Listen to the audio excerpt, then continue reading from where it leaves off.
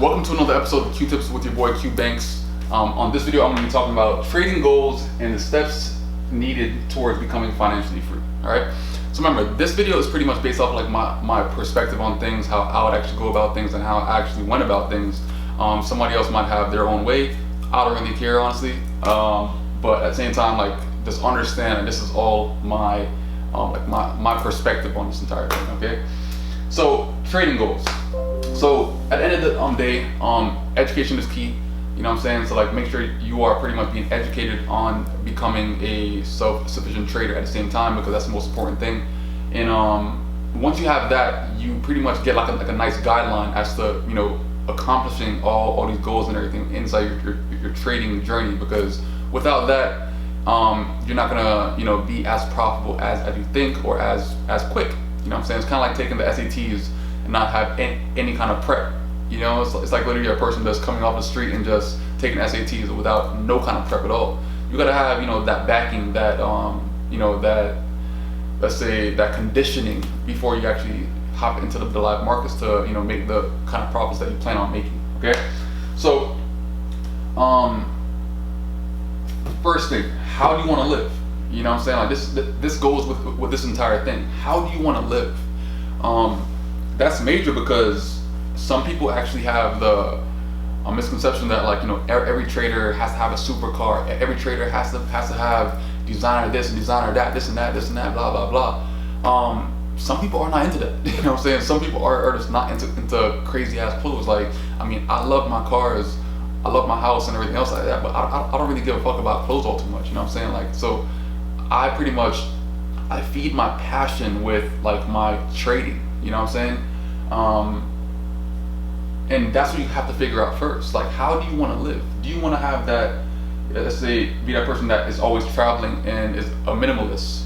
You know what I'm saying? Like, that's more than possible. That's dope as fuck. You know what I'm saying? You're still, you know, feeding that passion of yours in a different kind of way. There's people that love cars and luxury. You know what I'm saying? Like, you know, love the watches, big cars, this and that, and also trade. You know, and there's the people that just relax and chill with their income. You know what I'm saying? They're not really materialistic all too much, but at the same time, they have a shit ton of money out of the bank, just chilling. You know, just stacking up based off of how they're actually trading.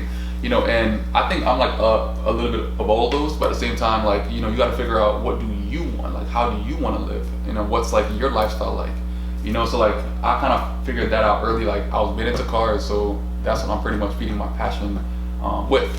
All right. And that brings you to, you know, then figuring out, like, do you want to make this like your main income or your side income? You know what I'm saying? You got to figure out all this stuff before you could actually figure out, like, you know, what kind of goals do I want to trade in? Because if it's like your main income, yeah, you're going to be a bit more stressed.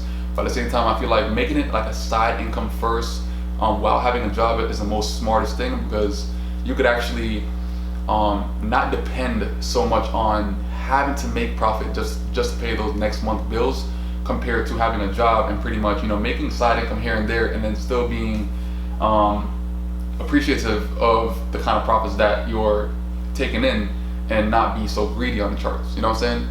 For example, let's say a person is making $600 every 2 weeks, but they just made $300 on the charts in one day. You know what I'm saying? More than likely, they're not gonna try to over trade out too much, because they're gonna hit that benchmark for that $600 for those 2 weeks.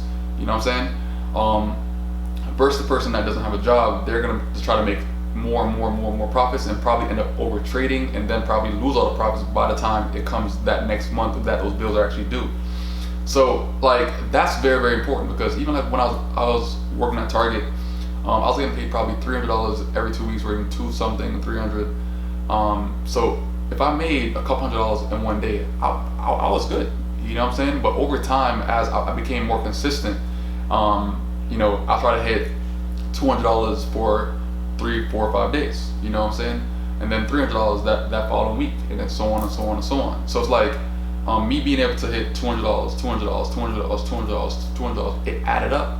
So by the time that pay time came, you know, that was just literally like play money at that point. You know what I'm saying? So like, trying to figure out, like, how do you want to live, and pretty much the method on going about it is the most important thing, because You don't want to rush the process of trying to become consistent too fast, or not understanding what you're looking at. You got to pretty much be clear as to what you're looking at, how you're looking at it, and why you're looking at it a certain kind of way.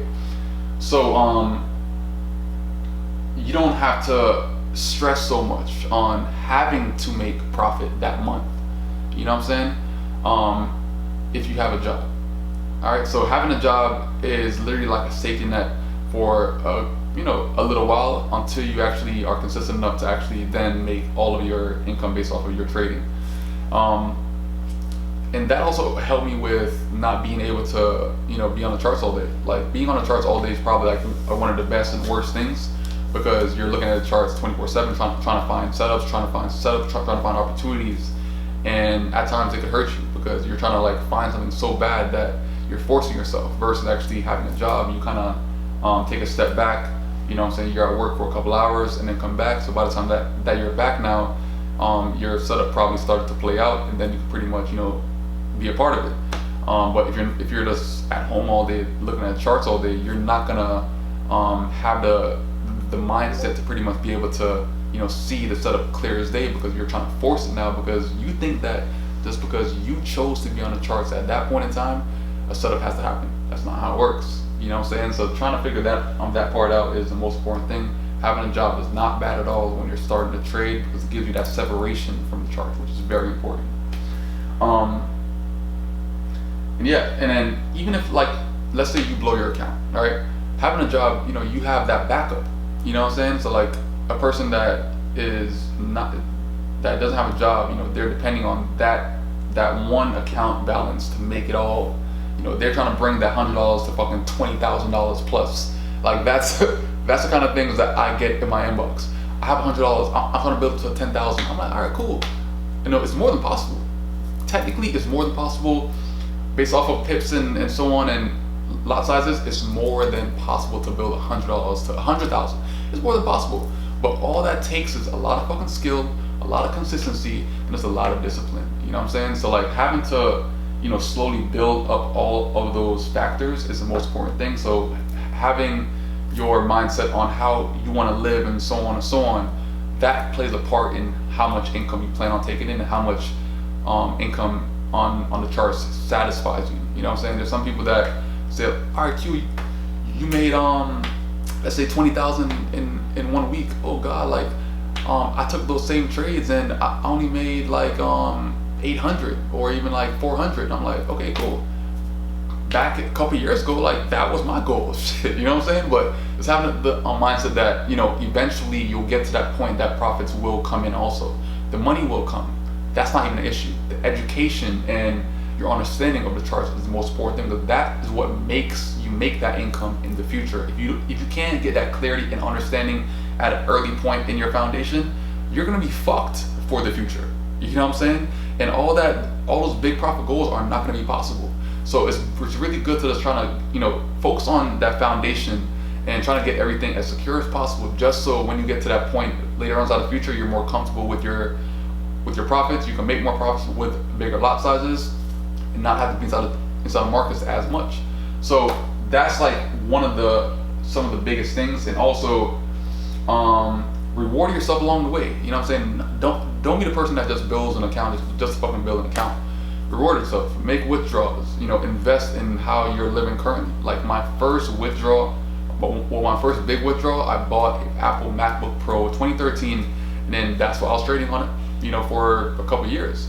And that's what helped me know that, all right, cool, damn, this shit is real. This is pretty much something that I bought based off of like my efforts in the markets. And that helped me see a lot of things clearer, and it made me want to actually withdraw more. And just be more disciplined as to how many pips I'm catching, how much I'm putting my lot size at, everything else, because I had to be satisfied and slowly build up that account balance over time, or even like that bank account, so pretty much I could invest more in the future and not be so eager to just make $20,000 in 1 week. Eventually I know it'll come, because trust me, I have people that I look up to when it comes to trading that's fucking making $1 million plus a week. You know what I'm saying? So it makes my profits look small, but I don't look at it like that. You know what I'm saying? I look at it as like, in my journey, that's going to eventually get to that point. But right now I'm good with where I'm at, but I gotta just keep on building like my discipline, my lot sizes, my clarity, and then eventually I'll get to that point. You know what I'm saying? So don't stress it, it'll come. You know what I'm saying? So hopefully this video helped y'all out, and I'm gonna see y'all on another episode of Q-Tips. Peace out.